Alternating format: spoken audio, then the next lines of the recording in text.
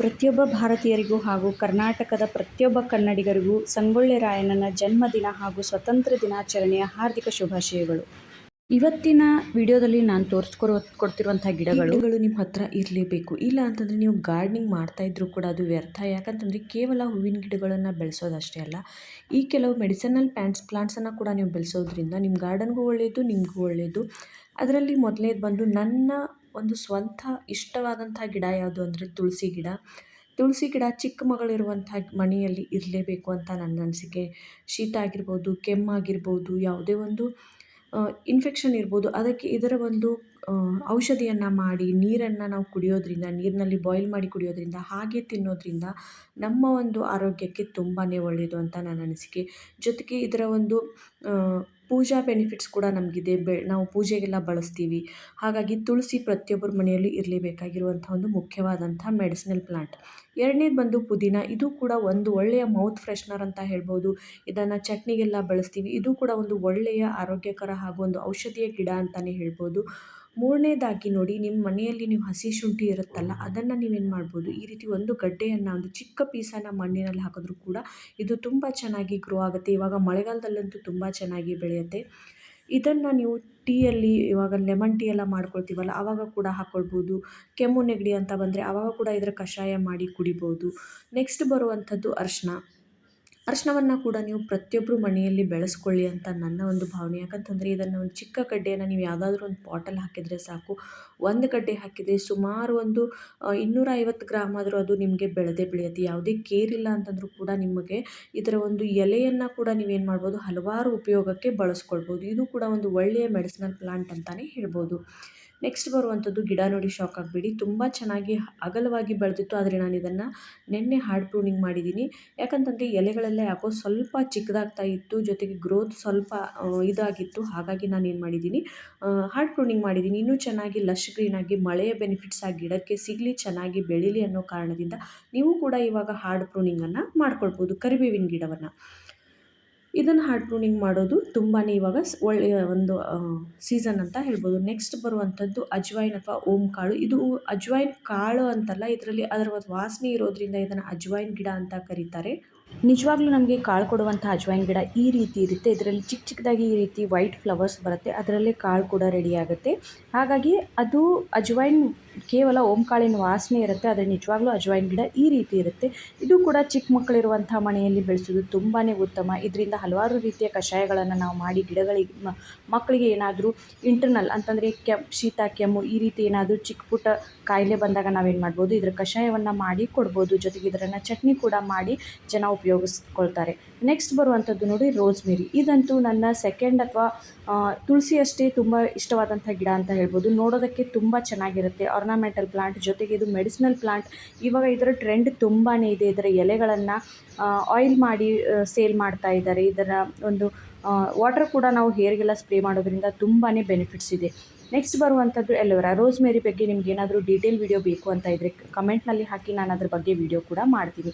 Next ಬರುವಂಥದ್ದು aloe vera ಗಿಡ. ಇದ್ರ ಬಗ್ಗೆ ನಾನು ಹೇಳೋದೇ ಬೇಡ. ಇದಂತೂ ಒಂದು ರೀತಿ ಮನೆಯಲ್ಲೇ ಡಾಕ್ಟರ್ ಇದೆ ಅಂತಲೇ ಅಂದ್ಕೊಳ್ಬೋದು, ಅಷ್ಟು ನಮಗೆಲ್ಲ ಉಪಯೋಗಕ್ಕೆ ಬರುತ್ತೆ. ಜೊತೆಗೆ ಇವಾಗ ನೀವು ರೋಸ್ಮೇರಿ ಗಿಡಗಳನ್ನು ಕಟಿಂಗ್ನಿಂದ ಬೆಳೆಸ್ಬೋದು.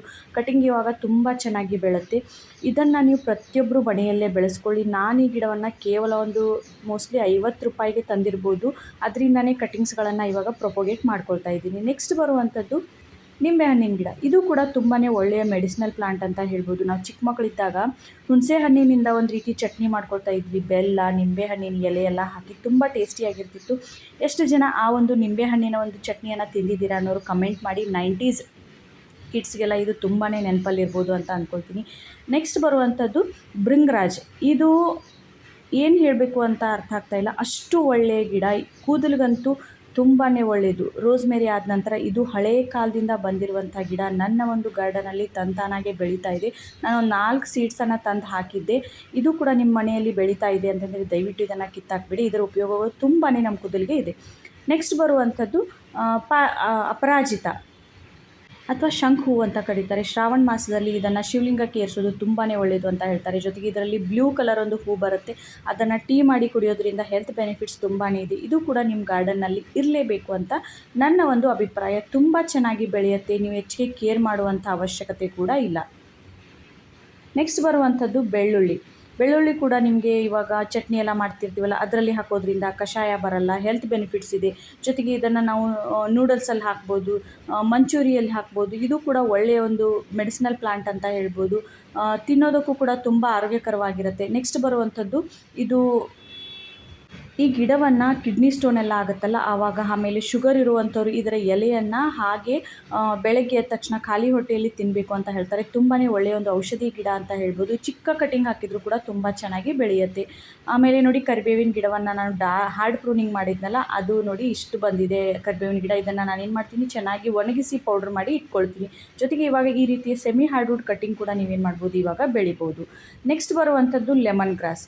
ಇದು ಕೂಡ ತುಂಬ ಒಳ್ಳೆಯ ಒಂದು ಔಷಧೀಯ ಗಿಡ ಅಂತ ಹೇಳ್ಬೋದು. ಇದರ ಒಂದು ಟೀ ತುಂಬ ಚೆನ್ನಾಗಾಗುತ್ತೆ, ಹೆಲ್ತ್ ಬೆನಿಫಿಟ್ಸ್ ಇದೆ. ನಾವು ಟೀ ಪೌಡ್ರ್ ಹಾಕಿ ಟೀ ಮಾಡೋದಕ್ಕಿಂತ ಬೆಟರ್ ಅಂತಂದರೆ ಈ ಒಂದು ಎಲೆಯನ್ನು ಹಾಕಿ ಟೀ ಮಾಡೋದ್ರಿಂದ ತುಂಬ ನಮಗೆ ಆರೋಗ್ಯಕ್ಕೆ ಉಪಯೋಗಗಳಿವೆ. ಜೊತೆಗೆ ನಮಗೆ ಯಾವುದೇ ರೀತಿಯ ಸೈಡ್ ಇಫೆಕ್ಟ್ ಆಗಲ್ಲ. ಹಾಗಾಗಿ ಲೆಮನ್ ಗ್ರಾಸ್ ಕೂಡ ಪ್ರತಿಯೊಬ್ಬರ ಮನೆಯಲ್ಲಿ ಇರಲೇಬೇಕು ಅಂತ ನನ್ನ ಅನಿಸಿಕೆ. ಎಷ್ಟು ಜನ ಇದರಲ್ಲಿ ಯಾವ್ಯಾವ ಗಿಡಗಳನ್ನು ಬೆಳೆಸಿದ್ದೀರಾ, ಇನ್ನೂ ಎಷ್ಟು ಗಿಡಗಳು ನಿಮ್ಮ ಹತ್ರ ಇದೆ, ಅಥವಾ ಇದಕ್ಕಿಂತ ಹೆಚ್ಚಿನ ಒಂದು ಮೆಡಿಸಿನಲ್ ಪ್ಲಾಂಟ್ಸ್ ನಿಮ್ಮ ಹತ್ರ ಇದೆಯಾ ಅನ್ನೋದನ್ನು ಕಮೆಂಟ್ನಲ್ಲಿ ಹಾಕಿ.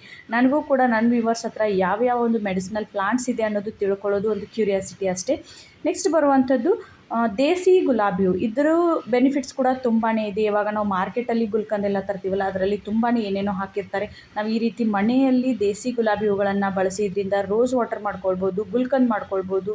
ಆಮೇಲೆ ಇದನ್ನು ನಾವು ರೂಮ್ ಫ್ರೆಶ್ನರ್ ಥರ ಕೂಡ ಯೂಸ್ ಮಾಡ್ಕೊಳ್ಬೋದು. ನೆಕ್ಸ್ಟ್ ಬರುವಂಥದ್ದು ನಾನಿಲ್ಲಿ ಹೈಬ್ರಿಡ್ ತೋರಿಸ್ತಾ ಇದ್ದೀನಿ.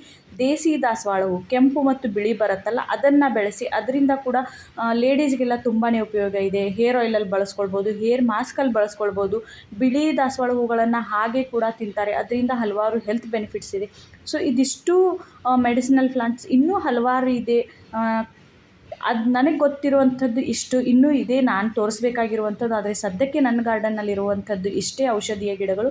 ನಿಮ್ಮ ಹತ್ರ ಯಾವ್ಯಾವಿದೆ, ನಾನು ಇನ್ನೂ ಯಾವ ಒಂದು ಔಷಧೀಯ ಗಿಡಗಳನ್ನು ನನ್ನ ಒಂದು ಗಾರ್ಡನ್ನಲ್ಲಿ ಆ್ಯಡ್ ಮಾಡಬೇಕು ಅನ್ನೋದನ್ನು ಕಮೆಂಟ್ನಲ್ಲಿ ಹಾಕಿ. ಈ ವಿಡಿಯೋ ನಿಮಗೆಲ್ಲ ಹೆಲ್ಪ್ಫುಲ್ ಆಗಿದೆ.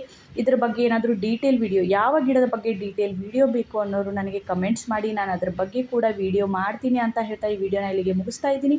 Thanks for watching. Bye. Happy gardening. Take care. Bye.